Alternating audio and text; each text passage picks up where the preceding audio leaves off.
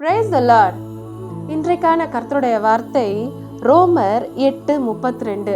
தம்முடைய சொந்த குமாரன் என்றும் பாராமல் நம் எல்லாருக்காகவும் அவரை ஒப்பு கொடுத்தவர் அவரோடே கூட மற்ற எல்லாவற்றையும் நமக்கு அருளாதிருப்பது எப்படி?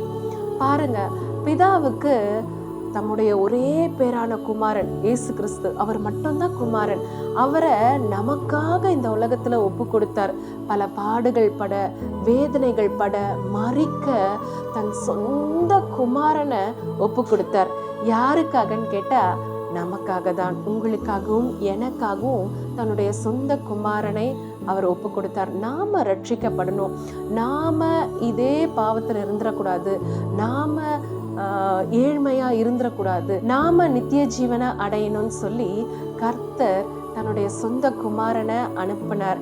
பாருங்க, இதனுடைய கண்டினியூஷன் பார்த்தீங்க அப்படின்னா, அவரோடே கூட மற்ற எல்லாவற்றையும் நமக்கு அருளாதிருப்பது எப்படி?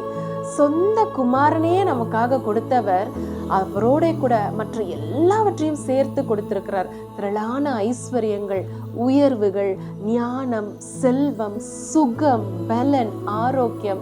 அதனால நம்ம எதை பத்தியும் கவலைப்பட்டு கலங்க வேண்டிய அவசியம் கிடையாது. உங்களோட லைஃப்லயும் கர்த்தர் இருக்கிறார். அவருடைய சொந்த குமாரனே நமக்காக கொடுத்திருக்கிறாருன்னு சொன்னா நம்மளுடைய எல்லா தேவைகளையும் கூட அவரால் சந்திக்க முடியும். கவலைப்பட்டு கலங்காதீங்க, கர்த்தர் இருக்கிறார். God bless you all.